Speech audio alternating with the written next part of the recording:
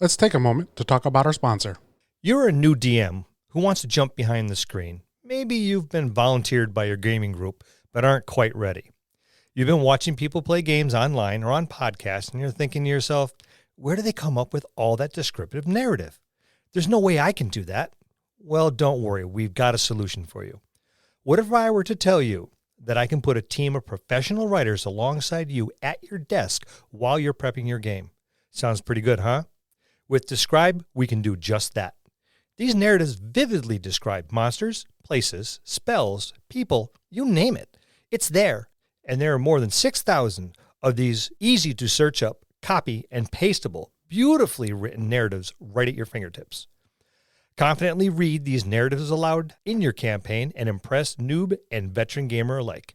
And the best thing about it is, the library of narratives is constantly growing, and it's affordable. Describe has graciously provided us with a discount for our listeners. Head on over to describe.com/DMD. That's DSCRYB.com/DMD. Use the code DMD at checkout to try Describe for 2 weeks for free. Links will be in the show notes. And now, back to the show.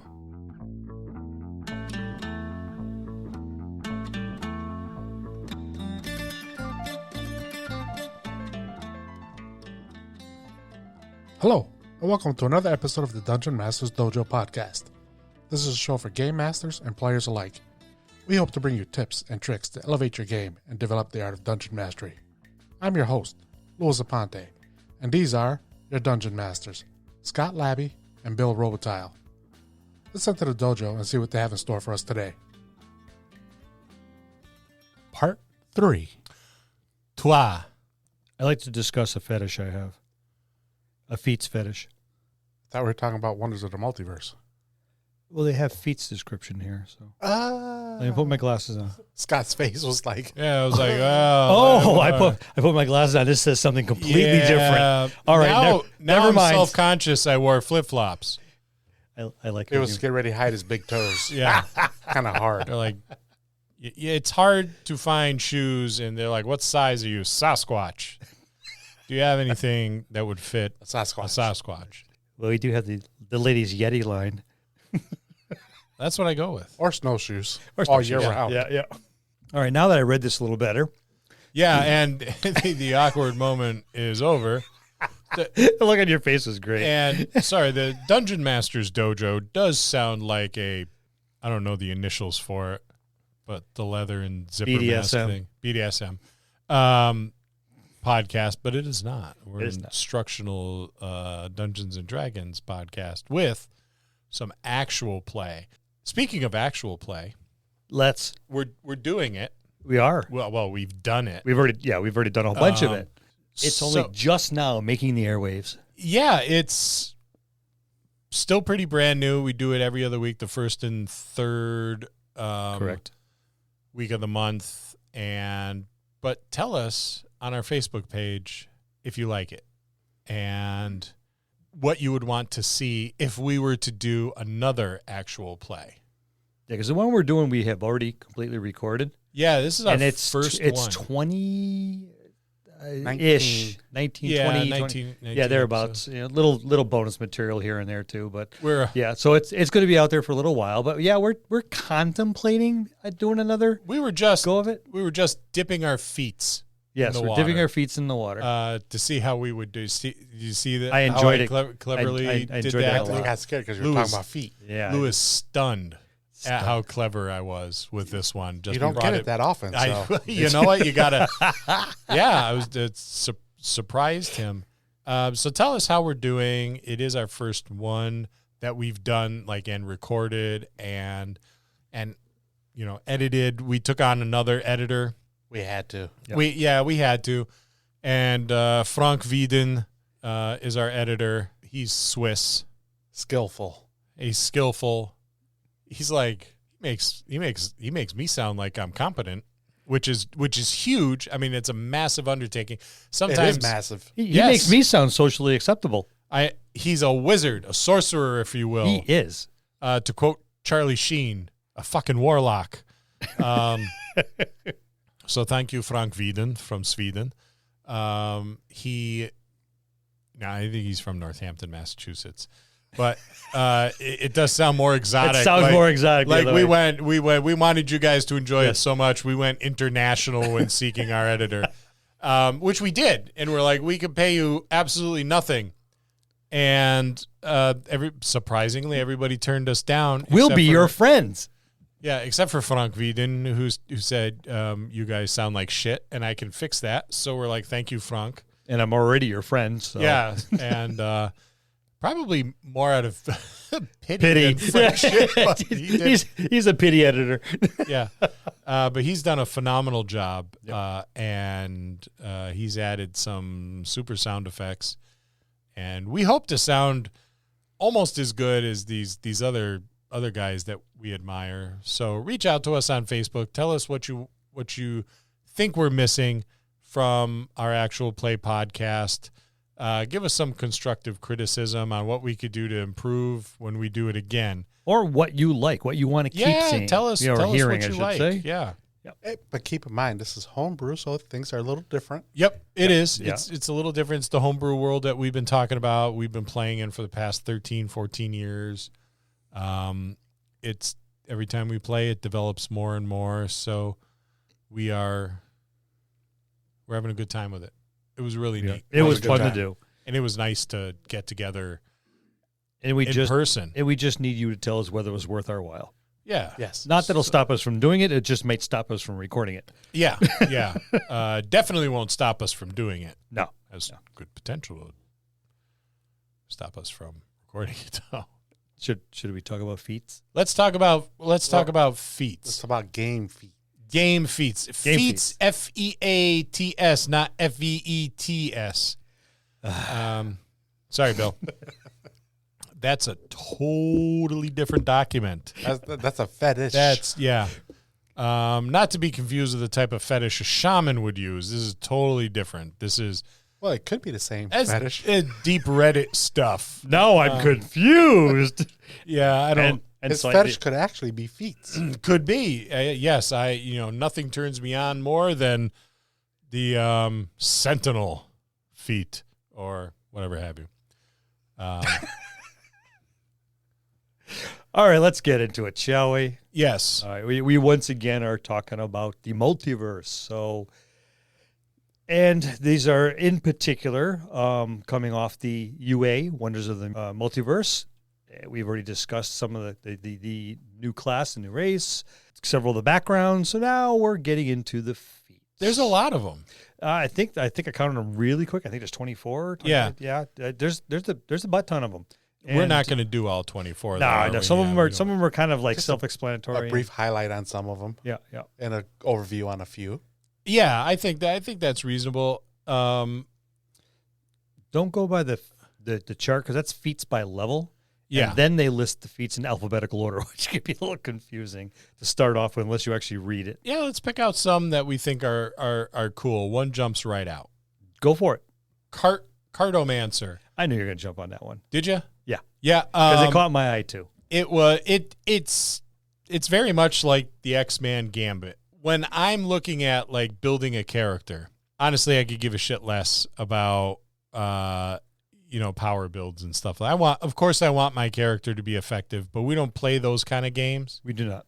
We're pretty like rules light, role play heavy. It's all about the thematics. Right. And so I'm looking at building a theme around my character, not necessarily giving him the highest hit points possible and making him unstoppable or, overly tanky.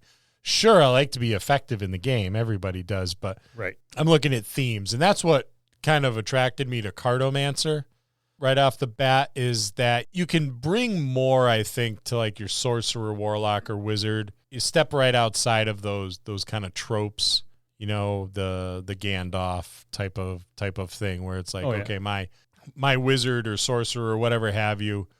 I'd probably lean towards a sorcerer on this one. I agree. Is maybe not a gifted caster. He's got a workaround. Yeah. And the workaround is the cards. Maybe he was a street urchin. He gambled to kind of make some money, started playing cards and spending a lot of time with decks of cards in his hand and focusing inherent magical energies on those cards to initially probably to cheat to make a buck, and now has used them pretty much as his spell casting focus. So with this feat, you've learned to channel your magic through a deck of playing cards, granting you these benefits. I would probably have graduated from playing cards a long time ago and something more fancy like tarot cards. Tarot. I would certainly want maybe a calling card, Yes. something with my symbol on it in there. But you use these cards as your spell casting focus. And when you use the deck as a focus to cast a spell that deals damage, you roll a d4. You gain a bonus to 1 damage roll of the spell equal to the number rolled. Pretty cool. This bonus applies to 1 creature of your choice that you can see damaged by the spell. You can use this benefit a number of times equal to your proficiency bonus, and you regain all expended uses of it after you finish a long rest. Pretty standard stuff. Mm-hmm. Card tricks, you can learn to prestidigitation cantrip and can use it to create illusions that duplicate the effects of stage magic. When you use prestidigitation in this way, you can conceal the verbal and somatic components of the spell as mundane conversation and card handling. So I think that works out pretty well as like a swindler type sorcerer character. Okay. Maybe you're maybe you do a little bit of side work as a David Copperfield type of guy. I'll make your mug of ale or something, disappear or something dance or whatever have you. But you're still, the character I'm building, kind of that kind of guy that has been something of a charlatan. He makes his money by kind of swindling and being shisty and being creative and being clever and being charming. I'd go a different direction than wizard. Of course you would. Sorcerer. That's what I'm. Sorcerer. When you finish a long rest, you can choose 1 spell and imbue it into a card. And that spell must have a casting time of 1 action. That I think is really cool. Yeah. And its level must be less than or equal to your proficiency bonus. That would be like my calling card would be the one that's holding that spell. Yeah. One with my symbol on it. And while the card is imbued with the spell, you can use your bonus action to flourish the card and cast the spell within. The card then immediately loses its magic. Pretty neat. I like that one a lot. What about a bard? I think a bard would be excellent for this feat. It's almost a natural because you're already up there on the stage, and then you blend this along with music and the card. You pull out a card, and especially with the prestidigitation and the illusions, each card may have a symbol that all of a sudden comes to life and expands and shows the story in animated form as you're speaking or singing the song. And then you just pull out another card, and the cards are obviously going to be in an order, but even still, just through your stage magic, and then within there are your cards that are going to offer you your offense and defense as well, and your calling card. But this screams bard to me. A bard would be like the perfect stage magician. Kind of like Now You See Me, Now You Don't, or David Copperfield. And you already Chris have Angel as a model for that would be be like killer. So that's right. A sorcerer I think would work very, very well. But the first thing that jumped out at me was a bard on this one. What do you like? Well, I know Lou's going to go with Cohort of Chaos, but that's the feat that he already has. I'll just be improving on it. Now, I mentioned in the last episode that I really like the rune carver. So the rune carver adept, to me, you have your battle runes, your healing runes, your runic winds. So again, that's one of the ones that I seem to like. Your ability draws the power of the runes, and it has grown. Increase the ability of the score of the spellcaster chosen when you gain the rune carver apprentice feat to 1 to a maximum of 20. And whenever you cast a spell from the rune tables or a spell of a school of magic associated with the spell you marked on the object from your rune carver's apprentice feat, that's a long sentence. Yeah. You can invoke runic powers, granting you one of these benefits. So if you take battle runes, you choose the creature you can see within 30 feet of yourself until the end of the creature's next turn. It has advantage on the attack rolls it makes. Healing runes, choose 1 creature you can see within 30 feet of yourself. The creature gains temporary hit points equal to your level. And runic winds, choose 1 creature you can see within 30 feet of you until the end of the creature's turn. Its movement doesn't provoke attacks of opportunity, and its walking speed is increased by 10 feet. So there's a nice way to help your group as a support character. Yeah. So what does it look like on the table? What would your guy look like? Your gal or whoever? I could see this where I would instead of just stones, I could go with the trinkets or little figurines on this one, and that's what I would be carving my runes on. So if it's a battle rune and you want to make sure they get advantage, I would have maybe a little figurine of a warrior in armor, and that would be the one that would allow him to have advantage on its attacks. With the healing runes, maybe even if it's just the serpent and the scepter, or I'd have to figure out where I'd want to go depending on the different spells that are going out, because this is going to be attuned to spells. I think chess pieces would be would work really. Yeah, you know, chess pieces. Those would work really well. Like what is it? Scrimshaw? Is that what you Scrimshaw, carve into whalebone or ivory? Just really ornate chess pieces. You know, with a bishop. Yep. For healing, battle runes. The knight, of course, is a natural choice. Yep. And runic winds. I don't know. Go with the queen. The queen, because the queen can go anywheres. Yep. So yeah, that's where I would go with that one. I've always enjoyed the Rune Carver Adept. I know I mentioned in the previous episode that somewhere's early on in the first edition or early second edition, there was rune something I think tied in with the dwarves. We've been researching and we haven't found it as of yet. It might be just something that I created, which I used to do a lot of. This might just be the embodiment of something that I've created myself for my table, 40 years ago. So to me, it looks very, very, very familiar. Yeah, it's really one of those things, though, that's been conspicuously absent from D&D, along with like an alchemy type of skill set or background or feat or something like that. Runes and alchemy, nothing screams fantasy and magic more than alchemy and runes. And that's something that's been absent from the game. Until now. Well, partially. And that's one of the things that I kind of like about this UA is that it is, it's bringing a couple of those things in that I think were like really, really absent. Agreed. What about you, Lou? Yeah, what do you got? I kind of like the planar wanderer. The planar wanderer. Yeah. Huh. One further, when we were talking about the gate warden, when I was talking about the Heimdall-esque character, but then I also thought for an Horizon Walker Ranger. Because the planar wanderer, yes, while it does have a prerequisite of the Scion of Outer Planes Frost, you can draw on the forces of the multiverse, survive cosmic extremes, and traverse infinite realms. You gain 3 benefits. You gain planar adaptation, portal cracker, and portal sense. Planar adaptation is when you finish a long rest, you gain resistance to either acid, cold, or fire damage, your choice, until you finish a long rest. Portal cracker is your experience with portals allows you to operate them without the proper portal key. As a Horizon Walker, that's pretty good, and as a gate warden as well. True. I think you're right, though. Horizon Walker would be like a perfect theme. Yeah. So then portal senses, you can, the direction of the last planar portal you use while you and the portal are on the same plane of existence.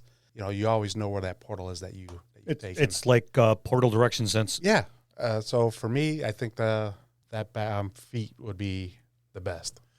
That character would be really, really fun. And I don't know if I would do it. I would probably do it differently, but I don't know that it would be as well suited as the Horizon Walker is.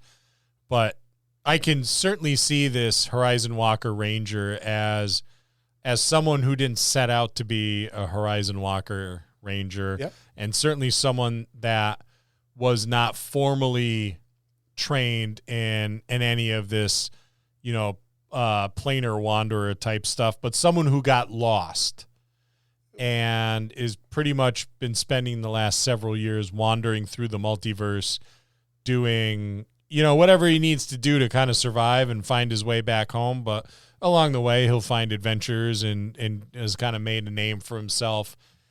And now even more, I want to run a game with like a. Well, I was thinking about taking this background and fitting on one of my other characters that I played in the past.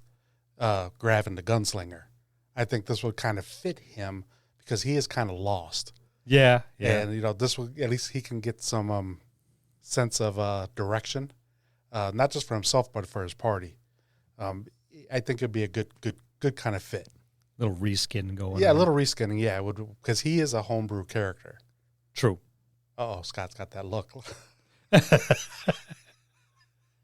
Well, we are going back in February 2024 to our week-long in Maine campaign. In Maine for now, maybe somewhere else. But Bill's working hard on finding us a new home. But I know Corix mentioned wanting to wrap things up, and I think that's like a really good idea. It is. I'm still formulating the ideas of how this would work because years would have to pass, so he can.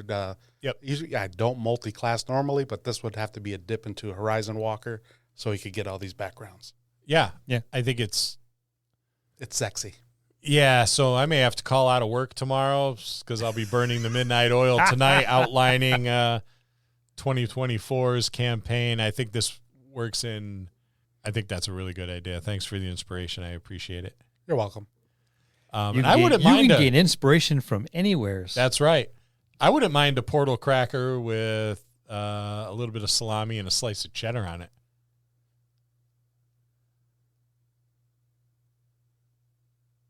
Just saying. Awkward silence. I was about to say, did you hear that? It's awkward silence. That's not awkward silence. With laughter behind it. There's a bunch of. I mean, we picked the ones we liked. I'm going to go through them real quick. Yes. All right. So you have Rune Carver Apprentice, Scion of the Elemental Air, Elemental Fire, Elemental Earth, Elemental Water, Scion of the Outer Planes, Strike of the Giants, Agent of Order, Baleful Scion, Cartomancer, Cohort of Chaos, Ember of the Fire Giant, Fury of the Frost Giant, Guile of the Cloud Giant, Keenness of the Stone Giant, Outlands Envoy, Planar Wanderer, Righteous Heriter, Rune Carver Adept, Soul of the Storm Giant, and Vigor of the Hill Giant. Yeah, now keep in mind that the first 5, the Scions or Scions, are all first level. They are. And everything else is a 4th level. Strike of the Giant is first as well. And so is Rune Carver Apprentice, but everything else is 4th. There's some pretty good feats here. And it's actually a pretty decent list, and it has a bit of a theme, but it does spread out where there should be something to appeal to everyone. And if you notice the other theme now, that it looks like they're, like we said in one of our other episodes, they're starting to bring prereqs to get some of these other things. Yeah, they do. And it does say right in the very beginning, the feats are presented in alphabetical order. If a feat has a prerequisite, you must meet the prerequisite to gain the feat. And there was a few of those in the original, right? In the player's handbook. And so the prereqs, I like the prereqs. There was always prereqs in the game, which I thought made a lot of sense. Yep. You can't be this great and powerful this thing unless you've had a stepping stone. It makes sense, right? And one of the old, there was always prerequisites to be a fighter. There was always prerequisite for every class, but then there were prerequisites to continue earning levels. Yes, or earning spell levels, because if you happen to have a wizard with a 9 intelligence, you weren't going to be able to wrap your mind around these more complicated spells. Right, and 13 seemed to be the magical number for a lot of those. And this is all earlier editions. Yeah. Earlier edition. It was a lot clunkier, but there were some things back then that made more sense, just as there's some things now that certainly make much more sense. Right. And we get a lot of spells in here too in this UA. Too many to really go over, but you do get there's only 6 or 7, but but that's there's that's a whole other. I still like one spell. Yeah, we know. Yeah, which one's that? My favorite, antagonize. Yeah, well, that's something that you are very good at normally. Yeah, it's not a spell; it's an innate ability. Yeah, for me anyway. Yeah. So let's address the one thing that we're all wondering. Where is this going? I have a theory. Let's hear your theory. All right. I don't know if mine's the same as Lou's. I think it is. But from the look of everything that they're coming here, I don't follow things like Lou does or Scott does on the forums and whatnot. I try to come in these things as the blank slate, the blank slate who doesn't have preconceived notions about this, that, and the other thing. I read through this thing, and the first thing that came out, it screamed Spelljammer. That was my thought as well. To me, it screams Spelljammer. It's like, okay, there's a lot of extraplanar this and multiverse that, and they've been pushing the planes, they've been pushing the multiverse. They're dealing with a lot of magic, and now constructs are a big thing. Just everything that I'm seeing to me is screaming Spelljammer. I have a different thought. I'm sure you do. And I think that your Spelljammer theory is not without merit. It certainly does, and I think it opens it up for Spelljammer, which is something that I really would like to see. I enjoyed certain aspects of Spelljammer quite a bit, but I also think that there is a potential for them opening up the door for Planescape. Agreed. Never gave that one a thought. Which I favored over Spelljammer, but not by much. I like the idea of just traveling through gates and doorways to get to different locations in the multiverse, slightly different worlds. See, I don't, because every time I go through a doorway, I forget why I went in there. Yeah, we're all getting there. Yeah, I just thought it was Spelljammer because it was next month Spelljammer is released. Yep. Yeah, I think, and I appreciate I got my box set ordered to you. Yeah. Tonight when I go home. One for me, one for Bill. The usual. Pusher. Listen, it keeps the show rolling along, right? And the fact that I got to tell you, I love box sets. The Stranger Things, not so much, but I love that. Wasn't a box set. It was a box. There was a box, and the rest of it was just filled with disappointment. What I would like to do is when that boxed set comes out, this requires a little discipline, which I know is not our forte, but do not open it. But rather, we should do another Facebook Live. Do an unboxing? Do an unboxing. We can do that. We should do a Tic Tac, too, because now we have Tic Tac. TikTok. That's what I said. We have... It's what? TikTok. TikTok? Like a clock? That's not TikTok. The one they show their boobs to one another and genitals in, right? There's one that the kids, send. No, that's pictures. Snapchat, I think. Snapchat. We don't have that. You don't want to see any of our stuff. No, there ain't no jiggly bits here that no one wants to look at. That's all they are is jiggly bits. Unfortunately, yeah. They move, but they don't move on their own. In unpredictable directions. Yep, environmental stimulus. Yeah. Yeah, we'll have to. Yes, we'll do it on. We'll do it on. We'll have to do that up. How about that? Yeah, we'll have to do the unboxing. I think that'll be fun. I had a good time doing the Facebook Live thing that we did when we did the giveaway. So we would have to set that for, because as of right now, I believe Spelljammer's the 16th of August, which is a Tuesday. Yep. So we would have to set that for the 22nd on a Monday. Yeah. Is everybody available? I should be. I think I am. Yeah. You're the one that is. You're during the summer usually the one that has the unusual schedules there, Mr. Lou. Yep. I couldn't remember if you were on vacation that week or. I am not. It's a couple weeks after that. Okay. I will be out of the country. So let's do that. Terrorizing foreigners. Let's do that. All right. Sounds good. Well, you would be the foreigner at that point in time. Not from my perspective. No, but in reality, you're the foreigner. I play fantasy games. Yeah, I know. And I'm a crotchety old bastard. I reject your point of view and substitute my own. So we're going to do it on August 22nd. 20. Yep. And it'll be on Facebook Live and TikTok. TikTok. The ticky-tacky? Yeah. It's going to be a tricky one to. We'll figure it out. Yeah.